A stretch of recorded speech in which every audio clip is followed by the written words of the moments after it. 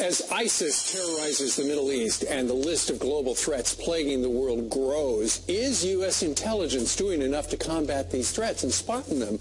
Or are agencies like the NSA and CIA being misused and misguided? Here to weigh in, Fox News senior judicial analyst, Judge Andrew Napolitano. Welcome back. Morning, guys. So, it is, the President of the United States has made it very clear we don't have a strategy, as if this is a sudden shocker that we didn't see on the radar. But our intel people knew about it, didn't they?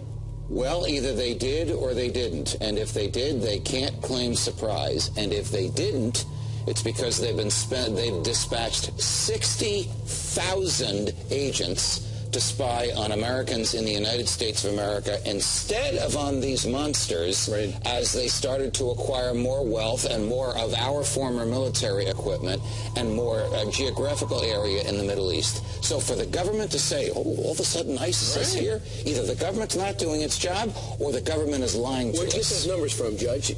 That was the 60,000.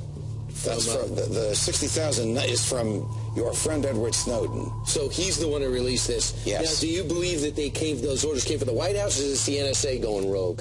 No, I think this is from the White House, Brian. I think that the president, and this is just my opinion, is more concerned with wanting to know what Americans are doing rather than dispatching our intelligence agencies to find out what people who really can cause us harm are doing. So for them to say, this is the JV team, for them to say, all of a sudden they're on the scene, either them, meaning the government, either they're not doing the job or they're not telling us the truth. And neither is the government we should have. So if this is a blatant disregard for the Constitution, then where's the outrage from the American people? Are we hearing it? I mean, this is their emails, their text messages, their phone calls, landlines, cell phones? Two disregards for the Constitution. One is spying on innocent Americans without any evidence of criminal activity on the part of the Americans. The other is failing to keep us safe by allowing an entity the size and the magnitude and the ferocity of ISIS to develop without any resistance. Now, theoretically, the NSA would be perfect for something like this, because what's the main threat from ISIS? Americans going overseas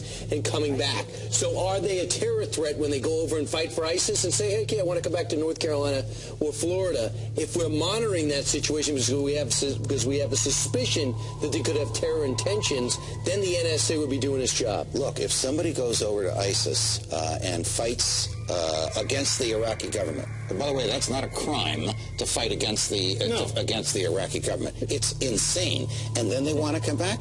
That is absolutely a sufficient basis for the NSA to know what that person is saying and to whom they're saying and what their plans are when they come back. It would actually be a sufficient basis to prevent them from coming back. Like they're doing in Britain. What proposing to do. And so by keeping an eye on the people who go over there and come back, that's the right thing. It's spying on all the rest of us that have nothing to do with terror. That's the problem. And that doesn't keep us safe. It just keeps us less free. All right.